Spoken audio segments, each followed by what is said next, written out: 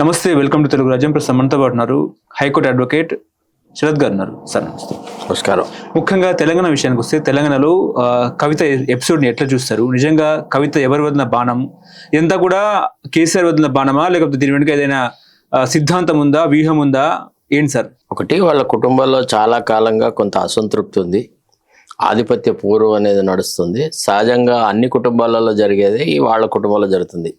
హిందూ సాంప్రదాయాల్లో పిల్లలు పెద్దగా అయిన తర్వాత తల్లిదండ్రుల ఆస్తుల కోసమని, తల్లిదండ్రుల అస్తిత్వం కోసం అని చెప్పేసి, తల్లిదండ్రుల పేరు ప్రతిష్టలు మేమే కాపాడుతున్నామని కొందరు, లేదు తల్లిదండ్రుల పోషణ భారం మేమే నిర్వహిస్తున్నామని కొందరు, ఇట్లా పిల్లలు సహజంగానే గొడవలు పడతారు. ఇది చాలా కామన్ జాయింట్ ఫ్యామిలీస్లలో ఉండేటువంటి వ్యవహారం. దీనికి పెద్దగా సీరియస్గా తీసుకోనక్కర్లేదు. బికాస్ చీఫ్ మినిస్టర్ అంటే ఫార్మర్ చీఫ్ మినిస్టర్ కాబట్టి కేసీఆర్, తర్వాత దీనికి ఇంత ప్రాధాన్యత వచ్చింది. రిలయన్స్ అంబానీ వాళ్ళ పిల్లలు కొట్లాడుకున్నారు, ఎన్టీ రామారావు పిల్లలు కొట్లాడుకున్నారు, అంటే రకరకాల వాళ్ళు కొట్లాడుకున్నారు. దీనికి అంత పెద్ద రాజకీయ ప్రాధాన్యత లేదు. అయితే వీళ్ళు రాజకీయ రంగంలో ఉన్నారు కాబట్టి ఒక కోణంలో ఏమంటే, ఈ కవిత తన అస్తిత్వం కోసమని, తన ప్రాతినిధ్యం కోసమని, తనకు రావాల్సిన వాటా కోసమని కొట్లాడుతున్న ఈ కొట్లాట ఇది బీఆర్ఎస్కు ఉపయోగపడుతుందా లేదా అనేది మనకంటే ఎక్కువగా వాళ్ళ తండ్రికి తెలుసు, కేసీఆర్కి తెలుసు. ఇది ఏ మేర కొట్లాడుతుంది, ఆమె కోరికలలో న్యాయం ఎంత ఉంది లేదు, అసలు యాక్చువల్లీ ఆమె కోరికలు, ఆమె ఏదైతే ఆరోపణలు చేస్తుందో అవి వాస్తవమా లేదా అని నిర్ధారించాల్సిన బాధ్యత వాళ్ళ తండ్రికి ఉంటుంది తప్ప మనలాంటి వాళ్ళకి కాదు. మనం బై స్టాండర్డ్స్ మనం చూస్తున్నాం. వాళ్ళు గొడవలు పడుతుంటే వీళ్ళు ఆరోపణలు చేస్తున్నారు, వాళ్ళు ఆరోపణలు చేస్తున్నారు, రకరకాల వాళ్ళు రకరకాల ఆరోపణలు చేస్తున్నారు. ఆ ఆరోపణల్లో సత్యం ఎంత ఉంది అనేది మనకు కొంత బోధపడడం అంత సులభం కాదు. ఎందుకంటే ఇన్సిడెంట్ జరిగిన తర్వాత ఇమీడియట్గా వాళ్ళు చెప్పట్లేదు. ఎప్పుడో సిరిసిల్లాలో, నేరెళ్ల లోపల దళితుల మీద జరిగిన దమనకాండకి సంతోష్ బాధ్యుడు, సంతోషే ఈ కార్యక్రమాలు జరిపించినాడు అని కవిత ఇన్నాళ్ళకు చెప్తుంది. మరి నేరెళ్ల బాధితులు ఇంతకాలంగా, ఇన్ని సంవత్సరాలుగా రకరకాలుగా పీడనకు గురైనారు. వాళ్లకు చిల్లి పైసా సాయం అందలేదు. మరి ఆ ఇన్సిడెంట్ తర్వాత వాళ్ళ ప్రభుత్వం ఉండే, మరి ఆనాడు ఆమె విజ్ఞతకి ఏం విసుకొచ్చింది, ఏ రకంగా ఆమె మాట్లాడింది? మరి ఆ రోజు దళితుల గురించి మాట్లాడి, డాడీ ఇది చాలా అన్యాయము, దళితుల మీద మనం హింస చేసినాం, పీడనకు గురి చేసినాం, వాళ్ళకు కొంత కాంపన్సేషన్ ఇవ్వాలి, వాళ్ళకు నిజాయితీగా వాళ్ళకు సహాయపడాలనే మాట ఈమె అప్పుడు మాట్లాడుంటే ఈమె మాటల్లో విశ్వసనీయత ఉండేది. నిజంగా ఈమె ప్రజాదరణ గల వ్యక్తి, ప్రజల పట్ల సానుభూతి, ప్రేమ, అనురాగాలు ఉన్నట్టుగా భావించవచ్చు. ఇప్పుడు నీకు వాటాలు కావాలి కాబట్టి నువ్వు కేసీఆర్కి ఎవరు దగ్గర అని భావిస్తున్నావో, ఎవరి సలహా సంప్రదింపులతో లేదా ఎవరి సహాయ సహకారాలతో కేసీఆర్ తన జీవిత గతిని నడుపుతా ఉన్నాడో వాళ్ళ మీద నువ్వు మన్ను వస్తున్నావు. ఇది కవితకు సంబంధించిన వ్యవహారం. హరీష్ రావు ఏంటిది, తనకిప్పుడు తన ఉనికికి ఇప్పుడు ఇమీడియట్గా ప్రమాదం లేదు. ఆయన ఉనికి ప్రమాదం ఎప్పుడు వస్తుంది అంటే కేసీఆర్ తదనంతరం, అంటే కేసీఆర్ తన వారసుడిగా కేటీఆర్ను డిక్లేర్ చేసో లేకపోతే కవితను డిక్లేర్ చేసో నువ్వు వాళ్ళ కింద పనిచేయి అని అన్నప్పుడు హరీష్ రావు అప్పటి పరిస్థితులను బట్టి ఒక ఆలోచన చేయొచ్చు. సో ఇట్లా రాజకీయ ఫ్యామిలీస్లలో, రాజకీయ పార్టీలలో ఈ రకమైనటువంటి అలజడులు, ఇప్పుడు ఫర్ ఎగ్జాంపుల్ మనకు తమిళనాడులో ఎంజి రామచంద్రన్ తదనంతరం జయలలిత ఆయన భార్య కొట్లాడుకున్నారు, చాలా గొడవలు అయినాయి. తర్వాత అక్కడ సీనియర్ లీడర్స్ కొంతమంది నెడుంచెజియన్ అట్లాంటి వాళ్ళు ఏఐడిఎంకేను వదిలెట్టేసేసి వేరే పార్టీలలో చేరినారు, నామరూపాలు లేకుండా పోయినారు. ఇంతకంటే మేధావులు, ఇంతకంటే కార్యశూరులైనటువంటి నెడుంచెజియన్ అని ఒక ఆర్థిక మంత్రి ఉండేవాడు ఎంజీఆర్ ప్రభుత్వంలో. అట్లాంటి వ్యక్తి నామరూపాలు లేకుండా పోయినాడు, జయలలితను కాదని బయటికి వెళ్ళిపోతే. సో అట్లనే ఏది ఏమైనా మాతృ సంస్థతో ముడిపడి ఉంటేనే హరీష్ రావుకి ఏమైనా భవిష్యత్తు. అంతే తప్ప ఆయన ఏదో ఊహించుకొని ఏదో జరుగుతుంది అన్నటువంటి భావనలో బయటికి వెళ్ళిపోతే ఆయనకు కూడా నామరూపాలు ఉండవు. వ్యక్తిగతంగా హరీష్ రావు ఏంటిది ఏం లేదు. కేసీఆర్ మేనల్లుడు కాబట్టి కేసీఆర్ ఇచ్చిన ప్రాధాన్యత వల్ల ఏ అర్హత లేకున్నా ఎమ్మెల్యే అయినాడు, మంత్రి అయినాడు, రకరకాలుగా అనుభవంలో కొంత సాధించినాడు. అంతేగాని ఆయన పుట్టుకతోనే పెద్ద యోధుడు కాదు, పరాక్రమవంతుడు అంతకు కాదు. పెద్ద తెలంగాణ ఉద్యమంలో కూడా ఆయన చేసింది ఏంది, కేసీఆర్ ఏ కార్యక్రమాన్ని అమలు చేయమంటే అది చేస్తున్నాడు. పబ్లిక్ మీటింగ్కి ప్రజలు తీసుకువస్తున్నారు, ఈ డబ్బులు ఇట్లా ఖర్చు పెట్టు, ఆ డబ్బులు అట్లా ఖర్చు పెట్టు, ఆ అవకాశాలు చేయి, ఈ అవకాశాలు చేయి. ఈ వాజ్ జస్ట్ ఆర్గనైజింగ్, ఒక ఈవెంట్ మేనేజర్. అంతకంటే ఎక్కువగా రాజకీయంగా ఆయనకు అంత పెద్ద ప్రశస్తత కూడా లేదు. ఏం పెద్ద గొప్ప పొలిటికల్ ఐడియాలజీ ఉన్న వ్యక్తి కూడా కాదు. ప్రజాకోణంలో ఏదో చేసిన వ్యక్తి కాదు. కేసీఆర్ కోసమని, కేసీఆర్ మెప్పు కోసమని ఎవరిని పడితే వాళ్ళను దుర్భాషలాడినాడు. అవసరం అనుకున్న వాళ్ళను, తనకు నచ్చని వాళ్ళను తొక్కిపెట్టినాడు. రకరకాల అత్యాచారాలు చేసినాడు. బీసీలు, ఎస్సీలు, ఎస్టీలు అనకుండా. ఇప్పుడు ఫర్ ఎగ్జాంపుల్ చక్రధర్ గౌడ్ కేసే తీసుకోండి, సిద్దిపేటలో ఏమైనా ఆలోచన చేసినాడా? ఎట్లా బొంద పెట్టాలో అట్లా బొంద పెట్టినారు. తీన్మార్ మల్లన్న మీద దాడులు, ఇట్లాంటి సంఘటనలు జరిగినాయి కదా. తీన్మార్ మల్లన్న అయితే డైరెక్ట్గా నా మీద దాడి జరిపించింది కవితే అని అంటున్నాడు ప్రత్యేకంగా ఇప్పుడు ఈ సందర్భంలో. కూడా మరి తీన్మార్ మల్లన్నకు ఆ మాటలు అనడానికి కానీ, ఆ రకమైన చర్యలు చేయడానికి కానీ ఎవరి మద్దతు ఉంది? సో ఇది ఒక కుటుంబ వ్యవహారము. దీనికి తెలంగాణ ప్రజల భవిష్యత్తుకు సంబంధం లేదు. దీన్ని ఇట్లనే తెరదీస్తే బెస్ట్ అని నా అభిప్రాయం. తెలంగాణలో కొత్త పార్టీ పెట్టే అవకాశం ఉన్నట్టు కూడా కవిత ఆలోచిస్తున్నట్టు కూడా వార్తలు వస్తున్నాయి. ఒకవేళ పెడితే స్కోప్ ఉందా తెలంగాణలో అంటే? సార్, ఒకటి భవిష్యత్తు గురించి అంత ఖరాఖండితంగా చెప్పడం కష్టము. నార్మల్గా అయితే సమాజంలో కొంత ఒక దిశ వరకు జీవితాన్ని ఒక కోణంలో నడిపి ఒక నీతి నిబద్ధతతో కొన్ని విషయాలను సాధించిన వ్యక్తులు పార్టీ పెడితే ఏం జరుగుతుంది ఏంటిది అని చెప్పొచ్చు. ఫర్ ఎగ్జాంపుల్ ఎన్టీ రామారావు ఉన్నాడు. 1983లో ఎప్పుడైతే తెలుగుదేశం పార్టీ స్థాపించినాడు, 82 చివరిలో అట్లా స్థాపించినప్పుడు ఒక 60 ఏళ్ళు చిత్రసీమకు ఆయన అంకిత భావంతో పనిచేసినాడు. ఒక గొప్ప డిజీ హైట్స్ వరకు చేరుకున్నాడు. ఆయన నేతృత్వంలో ఏదో ఒకటి జరుగుతుందని అనుకున్నాము. నిజం కూడా అప్పటి అవసరాలను బట్టి, అప్పటి సామాజిక పరిస్థితులను బట్టి ఆయన క్లిక్ అయినాడు. ఆ తర్వాత ఇదే రీతిలో శివాజీ గణేశను, తర్వాత రజనీకాంత్, ఇట్లా రకరకాల వాళ్ళు పెట్టి ఏం పెద్దగా సక్సెస్ కాలేకపోయినారు. అయితే ఇప్పుడున్న పరిస్థితులలో కవితను ఒక గొప్ప నాయకురాలుగా ఎవడు పర్సీవ్ చేయలే. ఈమె పెద్ద యోధురాలు, పరాక్రమవంతురాలు, రాజనీతిజ్ఞత ఉంది అని ఏది లేదు. ఆమెకున్న క్యాపిటల్ అంతే ఏంది? కె చంద్రశేఖరరావు కూతురు. కేసీఆర్ కూతురుగానే ఆమెకు ప్రజల్లో గుర్తింపు తప్ప ఇతరత్రం కాదు. ఈవెన్ కేసీఆర్ మద్దతుతో కంటెస్ట్ చేసినప్పటికీ రెండోసారి నిజామాబాద్లో ఓడిపోయింది. ఆమె ఎక్కడ గెలిచిన దాఖలాలు లేవు. కాబట్టి అంత ఈజీగా ఆమె రాజకీయ పార్టీ పెట్టి సక్సీడ్ అవుతుంది అని మాత్రం మనం ఊహించడానికి వీల్లేదు. ఇప్పుడున్న స్పేసు ఆమెను ఇనుమడింపజేసుకోలేదు. ఇప్పుడున్న స్పేసు ఒక కొత్త పార్టీకి ఉన్న స్పేస్ ఏదైనా ఎస్సీ, ఎస్టీలు, బీసీలు అందరూ కలిసి ఉమ్మడిగా ఒక పార్టీ పెట్టి అందరి యొక్క ఆలోచనలతో ప్రకారం కనుక నడిస్తే ఇప్పుడున్న రాజకీయ పార్టీలకు ప్రత్యామ్నాయంగా ఏర్పడవచ్చు. కానీ కవిత ఎవరు వదిలిన బాణం అంటారు? కేసీఆర్, రేవంత్, బీజేపీ? నేను ఎవడు వదిలిన బాణం అని నేనన్నా. ఆమె తన ఉనికి కోసం తాను కృషి చేస్తున్నది. దానికి ఎవడి మద్దతు దొరికితే వాళ్ళ మద్దతు తీసుకుంటుంది. కవిత ఇప్పుడు నీళ్లలో పడి మునిగిపోతుంది. ఎవడు చెయ్యి అందిస్తే వాడి సాయంతో నీళ్లలోంచి బయటికి రావడానికి ట్రై చేస్తుంది. అది రేవంత్ రెడ్డి చేయిస్తే రేవంత్ రెడ్డితోని సాయంతో బయటకు వస్తుంది, లేదా ఇంకెవడన్నా సహాయపడితే వాళ్ళతో వస్తుంది. కవిత ఈ రకమైన ఐడియాలజీ చేస్తుంది అని చెప్పడానికి వీల్లేదు. తర్వాత ఫలానా వాళ్ళు బాణంగా కవితను ఎందుకు వదులుతారు? ఒక అర్భకురాలు ఆమె ఏంటిదని ఆమెను బాణంగా వదలాల్సిన అవసరం కేసీఆర్కు ఉందా? అంత పెద్ద మైటీ కాంగ్రెస్నే ఎదుర్కొని తెలంగాణ స్వరాష్ట్రాన్ని సాధించడానికి గణనీయమైన కృషి జరిపినటువంటి కేసీఆర్కి ఈ కవితను బాణంగా వాడాల్సిన అవసరం అయితే లేదు. అంటే బీఆర్ఎస్ ని తొక్కాలంటే కవితను ముందు పెట్టి బీఆర్ఎస్ ని తొక్కాలన్నట్టు కూడా ఒక వర్షన్ వినిపిస్తుంది. అంత అవుతుంది. వీడు ఎవరు తొక్కేదంటే ఏముండదండి. ప్రజలు డిసైడ్ చేస్తారు ఎవరిని తొక్కాలి, ఎవరిని పైకి తీసుకురావాలా ఏంటిది అనేది అక్కడక్కడ అవసరాలను బట్టి. ఇప్పుడు తొక్కగలిగే సత్తా సామర్థ్యం ఎవరికి ఉంది? ఫర్ ఎగ్జాంపుల్ కాంగ్రెస్ ముఖ్యమంత్రిగా ఆయనే మునిగిపోతున్నా, ఆయనకే ప్రజలలో ఆదరణ లేదు.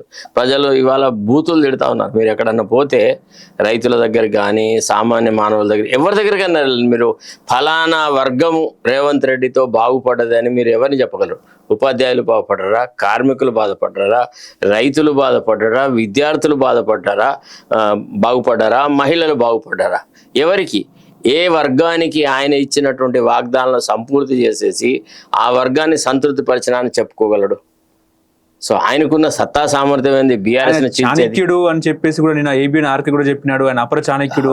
అది ఏబి అంటే ఇప్పుడు వాళ్ళు ఏంది బాబా బామర్దుల రిలేషన్షిప్ వాళ్ళది, రేవంత్ రెడ్డిది ఆర్కేది. RK is a beneficiary of the government. Full page advertisements రావాలి, ఇతరతరమైన పొలిటికల్గా అన్ని అవి రావాలి, జరగాల. కాబట్టి నేను ముఖ్యమంత్రులకు దగ్గర అని చూపెట్టుకోవడానికి ఆయన చేసే కృషిలో భాగంగా ఒక జర్నలిస్టు ఓవర్గా మాట్లాడుతూ ఉన్నాడు. అంతే తప్ప అపర లేదు, చాణక్యుడు. అపర చాణక్యుడు అయితే కొడంగల్లో ఎందుకు చిత్తుగా ఓడిపోయినాడు? ఇప్పుడు ఫర్ ఎగ్జాంపుల్ రేవంత్ రెడ్డి ముఖ్యమంత్రి అయిన తర్వాత ఏ ఎన్నికలో కాంగ్రెస్ మార్కు రాజకీయాలు చూపెట్టగలిగినాడు, ఎక్కడ గెలిచినారు? నిన్న కాక మొన్న జరిగిన ఎమ్మెల్సీ ఎన్నికల్లో చిత్తు ఓడిపోయి ఇవాళ పంచాయతీ ఎన్నికలు జరపాలంటే లాగులు దడుస్తున్నాయి. ఆయనను పట్టుకొని అపర చాణక్యుడు అని అంటే వాడి ఇంటర్ప్రిటేషన్ అది వాడు. అంటే సిబిఐ ఇప్పుడు కాళేశ్వరాన్ని సిబిఐ వారి చేతికి ఇచ్చారని చెప్పేసి కూడా కామెంట్లు వస్తున్నాయి కదా. ఎంత అవుతుందేనండి సిబిఐకి ఇవ్వడం అనేది? అసలు ఒక రకంగా రాహుల్ గాంధీని దెబ్బ కొట్టడానికి రేవంత్ రెడ్డి బీజేపీ తరఫున ఆడిన నాటకం. రాహుల్ గాంధీకి ఏదైతే నేషనల్ ప్లాంక్లో సిబిఐ ఈడీలను వాడుకొని మోడీ ప్రతిపక్షాల పార్టీలను చీలుస్తున్నాడు, ప్రతిపక్ష ప్రభుత్వాలను కూలుస్తున్నాడు అని ఏదైతే ఆరోపణ చేస్తుండేనో, ఇంతకాలం ఆయన చేసే క్యాంపెయిన్కు ఇప్పుడు ఫుల్ స్టాప్ పడ్డట్టే. ఇప్పుడు సిబిఐని కానీ ఈడీని కానీ రాహుల్ గాంధీ విమర్శించే పరిస్థితి నాడలేదు.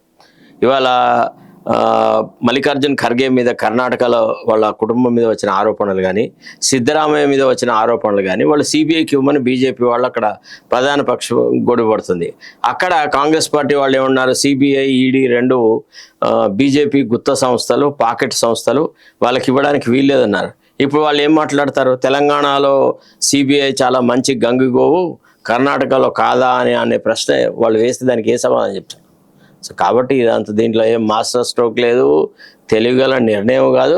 ఇది ఒక రకంగా పార్టీని ఇరకాటంలో పెట్టి he's trying to fish in troubled waters, that's all. అంటే కాళేశ్వరం అనే బంతిని బీజేపీ గ్రౌండ్ లో ఉంచారా రేవంత్ రెడ్డి అంటే ఏం చెప్తారు? బంతి లేదు, ఉంచుడు. రేవంత్ రెడ్డి 2 సంవత్సరాల కాలం ఏ చర్యలు తీసుకోకుండా సిబిఐకి అప్పగించిన నెల రోజుల్లోనే ఏదో జరగాలి, కేసీఆర్ని అరెస్ట్ చేయాలి, కవితను అరెస్ట్ చేయాలి, అయితే హరీష్ రావుని అరెస్ట్ చేయాలని ఎక్స్పెక్ట్ చేయడం రాంగ్. నిష్క్రియాతత్వంలో రేవంత్ రెడ్డి ముందున్నాడు. ఇప్పుడు కాళేశ్వరం ప్రాజెక్టుకు సంబంధించిన అవినీతిని సిబిఐకి అప్పగించినాడు. ఏ బేసిస్ మీద అప్పగించినాడు? ఎన్డీఎస్ఏ రిపోర్ట్ మీద అప్పగించినాడు. ఆ ఎన్డీఎస్ఏ రిపోర్ట్ ఎప్పుడు వచ్చింది? ఇమీడియట్లీ కాళేశ్వరంలో పైర్స్ కుంగిపోయిన తర్వాత కొద్ది రోజులకే ఆ రిపోర్ట్ వచ్చింది. అప్పటి నుంచి ఇప్పటి వరకు December 7th నాడు అధికారంలోకి వచ్చినాడు. అధికారంలోకి వచ్చినాక వారం రోజులకు, 10 రోజులకు, నెల రోజులకు కనుక సిబిఐకి వినియోగించి ఉంటే మనం ఏమైనా అర్థం చేసుకోవాలి. ఇన్ని రోజులు పెట్టుకొని మళ్ళీ ఏదో గంట సేపు రాగం తీసి ఏదో పాట పాడినట్టుగా ఉంది పరిస్థితి. ఒకే దెబ్బకు 2 పిట్టలు అన్నట్టు అది వాడు ఆర్కే వ్యాసంలో అట్లా రాశాడు. కానీ ఒక దెబ్బ లేదు, 2 పిట్టలు లేదు.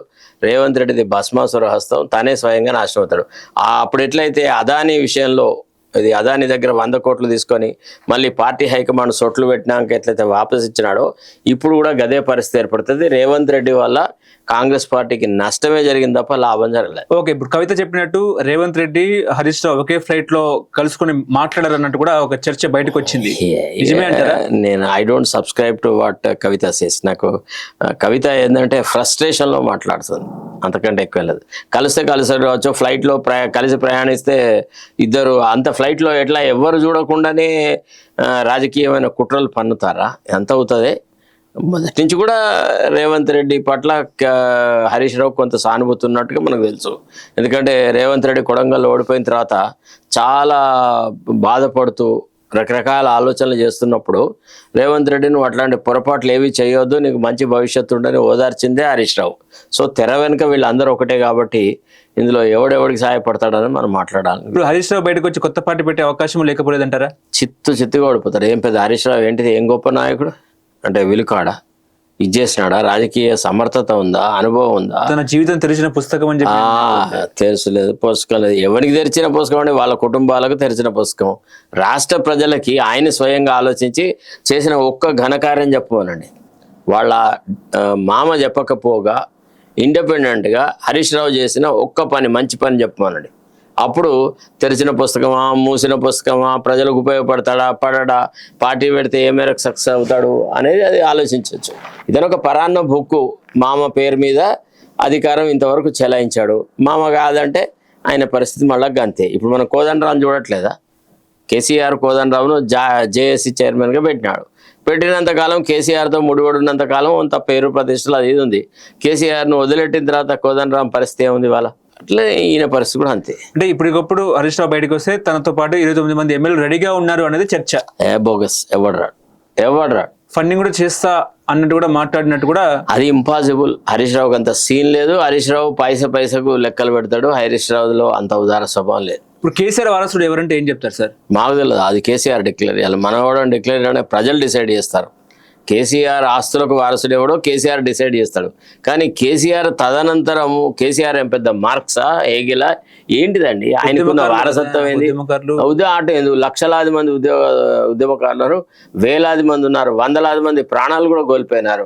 వాళ్లకు లేని ఫిలాసఫీ ఈయనకేమున్నది? ఏ సాక్రిఫైస్ చేయని వ్యక్తికి అంత ఉత్త బోగస్. కేసీఆర్కి ఏం లీగసీ లేదు, దానికి వారసుడు ఎవడో అవసరం లేదు. బీఆర్ఎస్ లో నెంబర్ 2 కేటీఆర్, హరీష్ రావా, సంతోష్ రావా? ఎవడు లేడు, అందరు జీరోలే. KCR minus everybody is a zero. ఏనారా? వీళ్ళెవరికి ఇండివిజువల్గా సర్పంచ్ స్థాయి పదవి కూడా గెలుచుకునే కెపాసిటీ లేదు. ఎవడన్నా బయటికి వచ్చేసేసి కేసీఆర్తో ముడిపడకుండా ఇండిపెండెంట్గా 10,000 ఓట్లు సంపాదించమని ఎవడన్నా, అప్పుడు వాళ్ళ గురించి మనం మాట్లాడాలి. సిద్దిపేట 1,00,000 మెజార్టీ దాటారు కదండి ఎవరు? అదే బీఆర్ఎస్ గుర్తుకు వచ్చినాయి ఆ ఓట్లు, అంతే తప్ప హరీష్ రావు యొక్క వ్యక్తిత్వం చూసి ఏం రాలేదు. ఓకే, హరీష్ రావుకు నిజంగా నా వ్యక్తిగత ప్రతిష్ట అంత గొప్పగా ఉంది అని అంటే వాళ్ళ మామను ఆడుకునేవాడు. ఆయనకు తెలుసు నేను ఏం లేదు, నేను ఒక నాన్ ఎంటిటీని తెలంగాణ రాజకీయాల్లో అనే విషయం తెలిసే హరీష్ రావు ఎప్పుడు మామ అని వెంట తిరుగుతాను. ఓకే, హరీష్ రావుని సీఎం గా ప్రభకుండా చేసే అవకాశం లేకపోలేదు అన్నట్టు కూడా కవిత మాట్లాడుతుంది. హరీష్ రావు సీఎం ఎవడు యాక్సెప్ట్? భవిష్యత్ తరాలలో కూడా కాంగ్రెస్ కానీ బీఆర్ఎస్ కానీ రాజకీయ భవితవ్యం ఉండదు. భవిష్యత్ అంతా బీసీలది. బీసీ నేతృత్వంలోనే ఒక కొత్త పార్టీ ఏర్పడుతుంది. ఆ కొత్త పార్టీ నాయకత్వం సమిష్టిగా ఎవరు ముఖ్యమంత్రి అని డిసైడ్ చేస్తారు.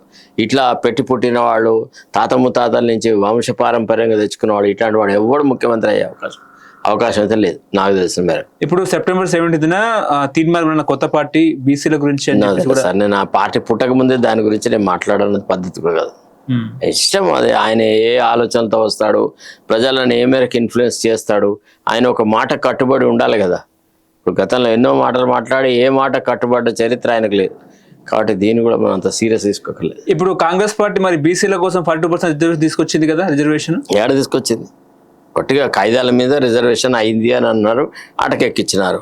బీసీలకు ఒరగొరే ప్రయోజనం ఏంది? ఏం లేదు.